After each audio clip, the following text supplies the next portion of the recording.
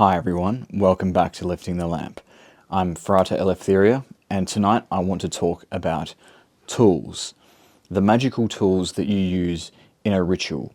And in the Western esoteric tradition, in Western ceremonial magic, traditionally there are 4 magical tools that are regarded as the most important.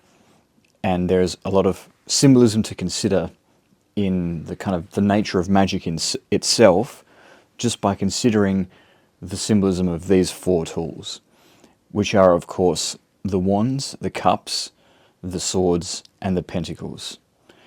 So that's what I'm going to be talking about tonight. If there's any magical tools you need to bother learning about, it's these 4. So let's get straight into the meanings of those 4 magical tools. So if you've ever picked up a Rider-Waite tarot deck, you'll already be very familiar with these 4 magical tools without even realizing it. That's because the 4 suits of the tarot are also representative of these magical tools. And in addition to that, if you look at trump number 1 in the major arcana of a Rider-Waite tarot deck, you see the magician. And what does the magician have before him on his table of art? He's got each of the 4 magical tools, very clearly illustrated there. But what do these tools mean? Why are they considered so important? And how exactly do we use each of these tools within a magical ritual? Let's go through each of the tools one by one and consider each one. First of all, you've got the magic wand. This is perhaps the most well-known magic tool.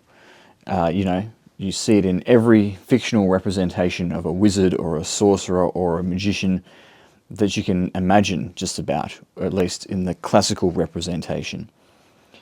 And this tool appears absolutely everywhere when depicting magic, even antiquity. Even Jesus himself, in some of the earliest representations of him in art, were depicted with a wand to indicate that he was a magician, that he was initiated into certain esoteric mysteries, and that is what allowed him to gain perhaps the knowledge, perhaps the spiritual powers, some of them, that he was able to attain.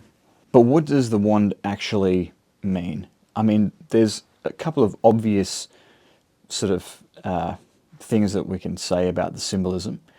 For one thing, it's kind of like the ideal shape for the focusing of energy in a particular direction, like if you were to focus energy into a beam. And there's also kind of, let's say the obvious Freudian symbolism of the wand and how it relates to things which I can't talk about here because it'll be against the YouTube community standards, but which are very related to the generative principle in the human being and the way that that is expressed. And so we have symbolism already around the focusing of energy and the projecting of energy into the world, the projecting of an intention into the world to create something, to generate something. And this is all very instrumental in terms of understanding the role of the magic wand. You can understand the magic wand as, in the context of the ritual, which is a kind of psychological drama where you're acting out in a symbolic fashion what you would like to happen in the world. We might, in that context, very well imagine that we can blast energy of a particular nature from the wand. And perhaps there is a metaphysical kind of a dimension where on some level that's true.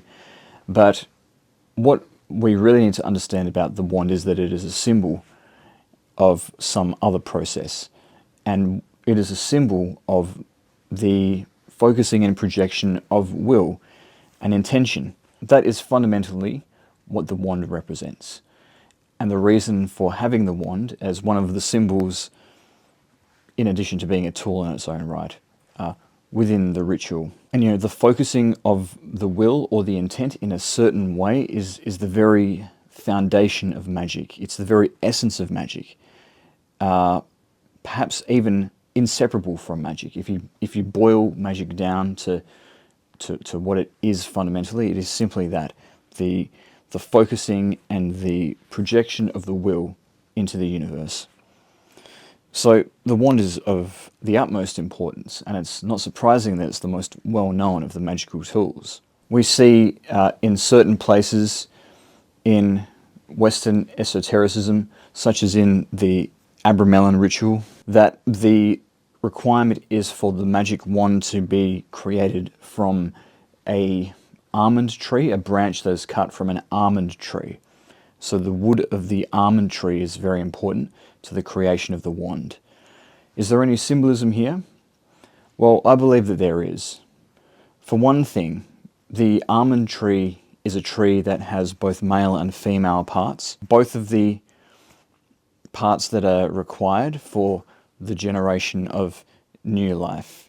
And so it represents a kind of union of opposites in that generative act, which is, of course, related later on to the greatest secret of all magic, but is really related to any act of magic, where we have a goal and we have ourself, and we are uniting the two. Through space and time, we are pulling the two together to become one.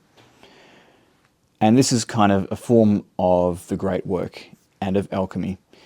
And really, the wand is all about the great work, using the will to undertake the great work, to ultimately move to a state of unity with the divine, unity with our environment, harmony with our environment. And that is the reason why we seek to change the world around us, and indeed change ourselves. And the most elevated understanding of will has this as the lofty goal, an aspiration of the will, rather than the kind of individual whims and passions that might pull the will along, which is the way that will is quite often misunderstood by people. True will does not mean doing whatever the hell you want. It requires real discipline and really staying the course in a direction that might require sacrifices, but ultimately is going to serve your highest good, and the good of the universe, in fact. But let's look even closer at the symbolism of the almond plant. So the rod that Aaron carried in the Bible, who was the ancestor of the priests that went after him, that rod was made from almond. And the Hebrew word almond, shaked, carries the meaning of to be diligent. And indeed, as I've just described the true nature of will, that really is the attitude that we need to adopt if we're really going to understand the will. And you need to have a hard and diligent will in order to direct that will successfully towards magical ends, or it simply won't work. It won't be potent enough or effective enough. So in the Hermetic Order of the Golden Dawn, they used to put a magnetic rod in the center of a wand. So again, you've got symbolism of the tension between polarities and the energy that moves between them. Again, you've got symbolism about manipulating energy, and that being the purpose of the wand. This is an energetic tool for directing energy in a particular way. But the wand represents the element of fire, and as it represents the element of fire in the Kabbalah, it also represents the letter Yod in the great four-lettered name of God. The Yod is situated in the Sephirah of Chokhmah, which is all about the Logos, the will, the motivating principle of the universe, which is very much what is being channeled through the wand. If you don't know about the four-lettered name, if you don't know about the Tree of Life and the Sephirot, I've got a playlist on the Kabbalah that you can check out to learn more information about that. But that's the wands. Next, there is the cup. And just as the wand represents the element of fire, the cup represents the element, unsurprisingly, of water. And to visualize the role that the cup plays in magic, the best parallel to make is by thinking about the Catholic Mass and the role that the chalice plays as the sort of sacramental cup which contains the blood of God. And, it's kind of like a copy of the original sacred cup that is the Holy Grail.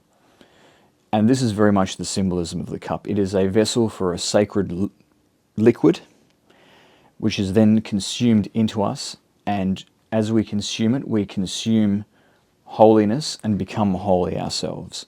So it's all about being receptive, receiving holiness, and absorbing that into ourselves. So in a sense, we become the vessel for that holiness, for that godliness. This is a tool that corresponds to the letter He, the first letter He in the four-lettered name of God, which is situated in the Sephirah of Bina, the Sephirah of the Great Mother, and also, representing the great ocean. Very watery kind of symbolism again. The great oceans of chaos from which all things emerged. And of course, there is the womb of the Great Mother, so it's really, where things have come into being. It represents kind of the womb, the feminine side of the process of generation, in much the same way as the wand represents the masculine side of that. And so, but to bring something new into being, where you already exist, the old has to be emptied. So, we empty ourselves, so we become the empty cup so that we can be filled with spirit and transformed. So the cup is a very receptive symbol, but what exactly is it that we need to receive to undergo this great transformation? Well, in the most literal sense, you might drink some sacramental wine or some kind of other sacramental drink in the context of a ritual in the cup in order to have some kind of effect on your body, on your psyche, that's going to charge the ritual a certain way and help you to receive the impressions that the ritual is meant to give you. But on a more symbolic level, really what it represents is being open to new information from the divine and emptying ourselves, quieting our mind to allow that to happen, to allow new intuitions, new insights to emerge, such as when we're in a state of meditation. When you are able to quiet the mind completely, that is when the greatest breakthroughs come through. And that is kind of the reminder of the cup in the ritual. Particularly if it's something like meditation, like I said, or scrying, we need to be ready to receive whatever we're given and not to interfere with that. And it can also be about receiving the right thoughts, perceptions, impressions of everything that we've set up in the ritual to get us into the right headspace to direct our intent in the right kind of way. In the teachings of the AA, the magical cup is said to be formed by three shapes on top of one another. The crescent at the top representing the bowl of the cup, and then a kind of circle or sphere in the middle, and underneath that the structure is supported by a cone, which in 2 dimensions looks like a triangle.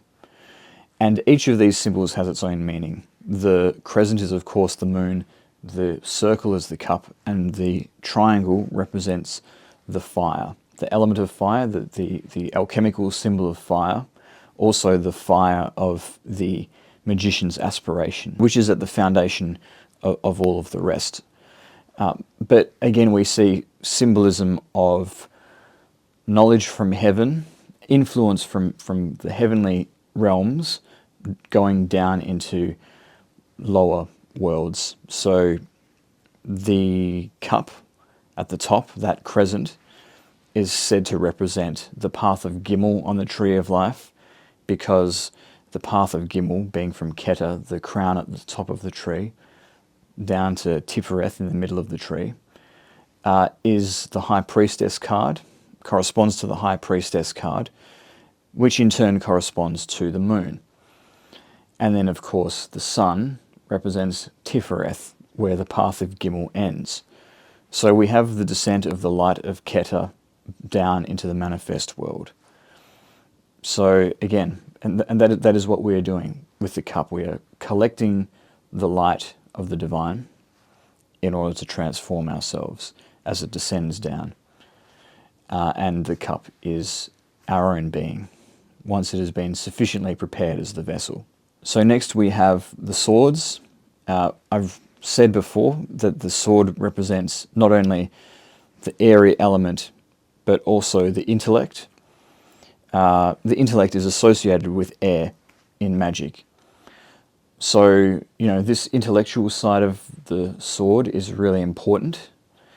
In the context of its symbolism as a magical tool, the sword is also the letter Vav in the great name of God, and appears in Tifereth. And the importance of this, in this case, is the meaning that the number 6 can have, represented both by Tifereth and the letter Vav, with 6 referring to the world of the reason and logic and analysis. So that is what the sword represents. And the way that the sword cuts through matter, the way that the sword chops things up, is also the way that the intellect chops things up and categorizes them, but also chops through falsehood in quite a ruthless manner. And in the context of magic, the sword as a magical tool, we can first consider what it's used for in a literal sense. The sword is very much a tool of self-defense in ceremonial magic. It can be used to threaten evil spirits if they appear and they try and breach the circle, or try and just threaten the magician in any way. It's a tool for banishing them. But in the context of, say, an initiation, there will also be one or more officers of an initiation or a group ritual where they're carrying a sword, and the task of the one carrying the sword is to guard the temple, to guard the doorway, so that nobody who has got ill intent, who might want to try and disrupt the ritual, can enter. So this is my sword. It's a ceremonial sword, so it's not sharpened or anything, don't worry. But it's modelled after a crusader sword of the 12th century. And it's actually probably a little too big for ceremonial magic, not exactly practical. But this is kind of an example of the kind of sword that might be used in a magic ritual. It's not to be confused with a dagger or athame, which is kind of like a smaller tool with its own meaning, used a lot more in Wicca. But yeah, the sword is different. But the sword is, it can be a very powerful tool to have with you in the ritual. And, it's not as important as the wand, but it can be a powerful tool nonetheless. Just because of the kind of energy that it brings. So let's think about the symbolism more deeply of the sword. If we're thinking about defending ourselves in the magic circle, or standing guard against intruders, in a metaphorical sense, what might that mean? It means the mind. It means thoughts, intrusive thoughts that are trying to come and disturb the consciousness of the magician as they're becoming focused on the particular intent that they are trying to bring to fruition. And it's in a meditative state, we have these thoughts trying to intrude upon us, entering into a trance state, a state of focused will. We always have thoughts trying to intrude. And, these are the true demons. Quite often there's no supernatural force necessary because we do it all to ourselves. But we need to stand guard against those thoughts. And we also need to stand guard against thoughts which enter the ritual, which might be some kind of false information that we're being given. So we need to use our intellect to scrutinize everything that we receive, that we see in a vision, to make sure that we're on the right track. And that really is what we're reminded of by the sword. And then finally we have the pentacles. The pentacles represent the element of earth. They represent the final hay in the great name of God, Tetragrammaton. And they are situated, therefore, in the Sephira of Malkut, the lowest Sephira, representing the physical world. And the pentacle, as the physical world, as the element of earth, very much represents physicality. It represents materiality. It represents the final stage of physical manifestation of a particular goal. But it also represents the physical world generally. Not in the way that the altar represents the physical world, but it represents the physical world and the specific way that it's being changed by the ritual. So, if the pentacle is often in the form of a talisman that is used in the ritual. I've just done a video on talismans recently, if you wanted to check that out. It can also represent other tools like the sigillum de emeth, for example, in Enochian magic, which goes everywhere in every Enochian ritual that you do, no matter what. If you're setting the tone for the ritual, you're bringing a certain kind of theme to the ritual with the symbolism of that sigil.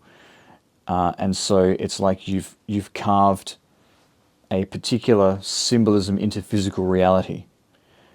And similarly with the talisman, you're carving your desired result into the fabric of reality.